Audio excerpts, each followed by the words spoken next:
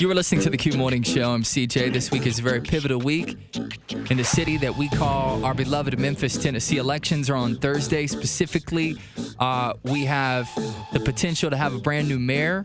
Mr. Mayor, it suits this guy. He's giving off a very mayor-like vibe right now.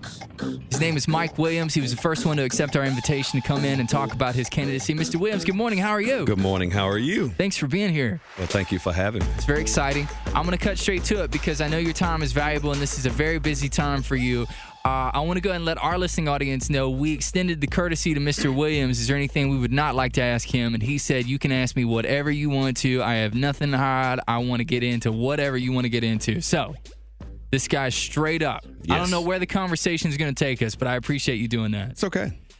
Yes or no? Would you believe that Memphis is in a good place right now? No. Why? Well, first of all, we have a 30% poverty rate. We're the third most distressed city in the nation. We're the second, number 2 on the most violent city per capita in the nation. Yet we have so many good amenities in this city. How difficult was it a decision for you to decide I want to run to be the next mayor of Memphis, Tennessee? Easy. Why? Because I don't see anybody in the race that I think have the citizens' best interests at heart. There's nobody listening to the voice of the citizens.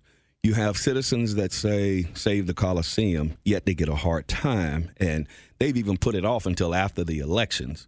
You have citizens that have continuously said, we don't want the individual that's running the animal shelter there, yet he is still there. Mm-hmm.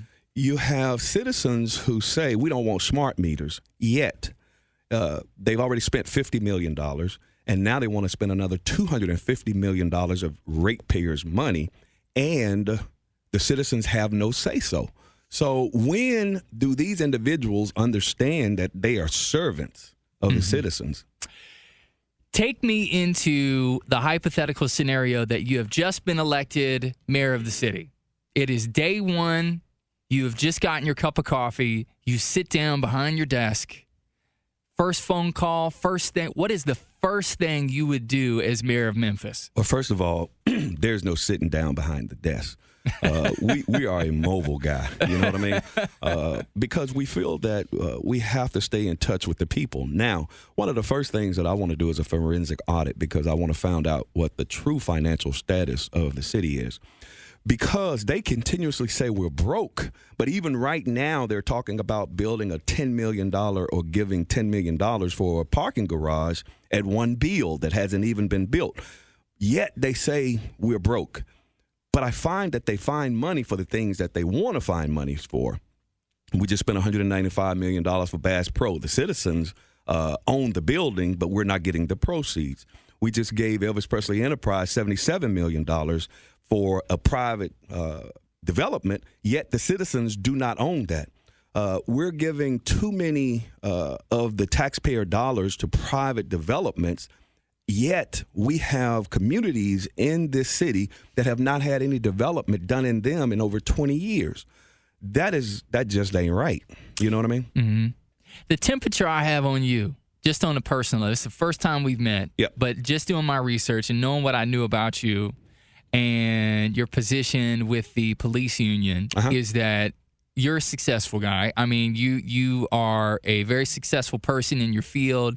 And the main reason that you're doing this, because you don't have to be mayor. And trust me, you know, it's not an easy ride being a politician in any major city. The reason you're doing this is because you love the city. Well, first of all, I served my country for 21 years, served in the 101st Airborne Division, 5th Special Forces Group, Desert Shield, Desert Storm, Grenada, all of that hua kind of stuff. Been in all kinds of countries where the democratic process has failed or they were trying to establish the democratic process. I've been told all my life, if you do the right things in life, you be a model citizen, you be patriotic, you defend your country, you come back to your city, you be a leader in your community, then the government is supposed to do the things that it's supposed to do. However, this government has failed us because we're in dire straits. I keep hearing people say, oh, it's nice, nice, nice. But I've traveled all over the world. And when I came back to Memphis, it was like stepping back into time. even though Memphis has so much potential, so much potential. My guest is Mike Williams. He's in here dropping knowledge about his candidacy, man. He's running for mayor. He wants to be the next mayor of the city. He wants to be your mayor. If you have questions for him, the number is 375-1075. You can tweet to us right now. The Twitter is @QMorningShow. Tell you what, I got a lot I want to talk to you about. Let's roll. Just to be fair, I'll play a song, come back. Maybe we'll let some other people get involved. Let's roll. Okay. Back with Mike Williams next, The Morning Show, Q1075. Hold on.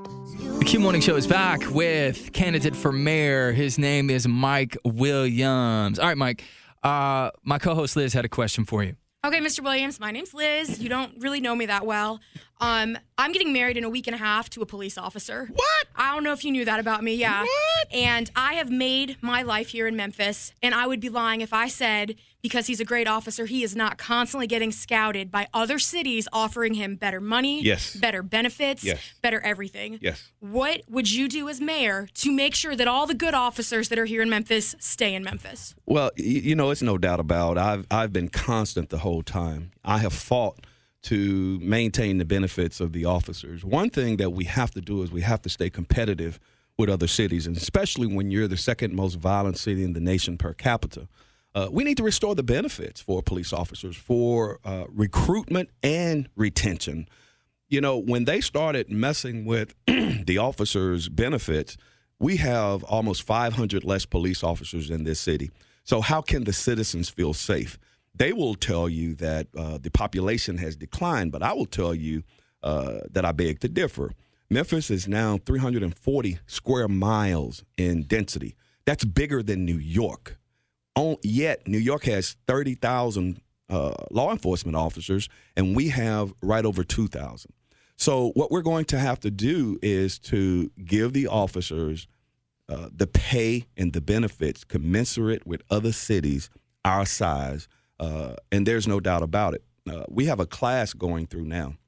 It started out with 58 officers. They wanted 100, but they couldn't get 100. They only got 58. And they've already lost 10.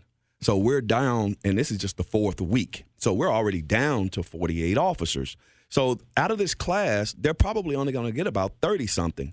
We've lost that already in the last couple of months. So we're losing them faster than we're recruiting them. So how can they say they're trying to replace the officers? No, it's a concerted effort. I can see somebody saying eventually, if we get down to about 1,800 officers, the Memphis Police Department can no longer provide the safety and security to the citizens of the great city of Memphis. Therefore, we're going to ask the top elected law enforcement official in the county to assume responsibility for the safety and security of the citizens of Memphis. Now, what did you just have? Consolidation. Mm-hmm. Well, let me ask you this. Okay. So I live in Midtown. Yes. I got a daughter that's 10 months old. And I would say one of my favorite joys in life, especially since the growth in Midtown, is that I get to take my daughter and my dog for a walk in the evening. But I don't do it after dark because I don't feel like it's too safe if I go too far away from my house. Yes. Flash forward 2 years into you being mayor. Do you think it would be safe for me to take that walk in Midtown? I will tell you we'll be on the path to it being safe. We didn't get in this situation overnight. The current mayor has been in the office for 6 years, and it has been a slow decrease in the amount of officers. So we're going to have to build the amount of officers. We can't police our way out of this situation. We're going to have citizen buy-in because right now there are a lot of people walking around with their eyes wide shut to the situations that are going on because they're living in a vacuum in the areas that they live in.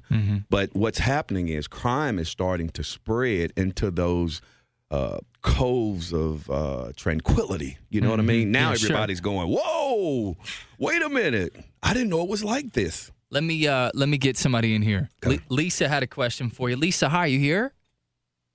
Lisa, you with us this morning? Oh, we lost Lisa. Q1075. Q1075, good morning. Hi, what's your name? Is this CJ? Yeah, this is CJ. Who's this? Hey, this is Janelle. Janelle, you have a question for Mr. Williams? Are y'all talking to this Mike guy live right now? Yeah, we're talking to Mike live. I'm right here. Hey, I'm just curious because, I don't live in Memphis anymore. I just recently moved to South Haven, so I'm not going to be voting up there. But I was just curious, how could you compare Memphis' square mileage and our officer to what New York has? Mm-hmm. We don't need 30,000 officers, even if we were 10 times the size of New York. You're correct, but the comparison that I was trying to make is the fact that you have Memphis, the density, the size of New York. That is crazy for a city. And to have 2,000 officers to actually patrol that area, that's a lot of ground to cover, is what I'm saying. Not necessarily the 30,000 police officers, because you have approximately 12,000 citizens in New York. So that's not what I'm talking about. And if you've been to New York lately, you got a cop on almost every corner. That's how they've combated the crime. New York has, 8.5 million people that live there compared to the 700,000 that lives in Memphis. Right.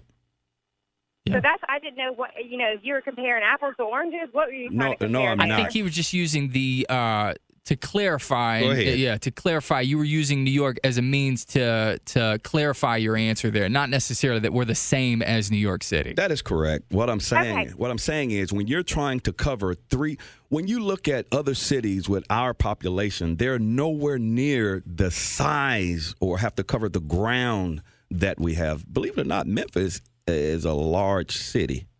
Mass-wise. Okay. I can give you a bump on this, too. I can say my fiance is a police officer, and I know when he started, there would be maybe 2 officers in a car. There'd be more than one in a ward. Yes. And I think what you're trying to say is with the distance, if you have one officer that's in his ward and he's on a domestic call and he gets another call and has to travel 8 minutes away, you're giving longer travel times. You're making it more difficult for them to get there, which is why it would be comparable just because of the distance. That is correct.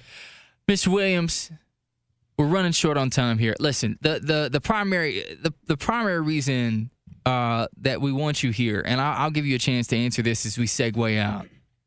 And this is for people. Let's pretend that our listening audience, people who are listening right now, these are voters that are undecided. Simply put, how will you make Memphis into a better city than it is today? Well, first of all, understand we're in a situation because our current mayor has had 6 years to get it right, and he has not. My other 2 colleagues have had 8 years on the council to get it right, and they have not. What we're going to have to do is to put the citizens first. There's nothing wrong with economic development, and we should continue economic development. However, what we need to start doing is concentrating on the citizens and the core services and the public safety in this city. I am a firm believer that if we get the basic foundation of the city right, then everything else will come. I think a lot of people have the concept, if we build it, they will come. But I don't think that's it. I think we have to put our children on the ladder to success. I think we have to go into the communities and redo the community centers, provide 24-hour safety zones. I think we have to provide classes in the community centers. We have to beef them up. Coding classes, the governor's program, Drive to 55, will give us the ability to go back in, restore, make those community centers safe havens for the children, put computer labs, music rooms, TV rooms to draw the children out of the street. Also put police officers in there so that not to police the children, but to provide a safe place. Also, being 24 hours, if children are out after curfew, you can bring the kids to the community centers as opposed to taking them to juvenile court. The other thing is you can have older people can come walk in safety. You can have community gardens. We need to start looking at what's going to be the next niche for the city of Memphis. We're the distribution hub of the world. But President Obama has an initiative called Sunshot, which is solar. We need to start looking into things like that. Yeah, you know, so that I think Jackson, Mississippi is building a $50 million plant. We need to start proactive. More proactive. We need to be leaders as opposed to followers. One more question. I'm going to get killed if we don't do a question from Twitter. Okay. This one is from Mike. He lives in Midtown. Mr. Williams, what's it going to take to get a Hooters into Overton Square? Man, don't play. Are you for? Come on. Are you for or against the Hooters in Overton Square? Well, it's according on what the citizens want. That's that political answer. Where do you eat barbecue? What's the Blue City Cafe, baby? Oh man, Blue City Cafe. Straight up answer. Yeah. Mike Williams could be your next mayor. I mean, I don't know. I enjoyed our conversation. Well, thank you. Didn't get to know him till this morning. Again, I remind you, he didn't tell us what we could or could not ask. And he's here, and he was ready to go any place. Did you have fun? I had a ball. I always have a ball. Are you for or against this show? For it. Okay, this guy knows what he's talking about. Q107.5. Oh, my God. This guy's a genius. I love it. Thanks for being here again. Thank you so much. God bless. Good luck on Thursday. Yes. Appreciate it. We'll be right back. E on the Q. You're listening to The Morning Show, Q107.5. Hold on. Ladies, slip in.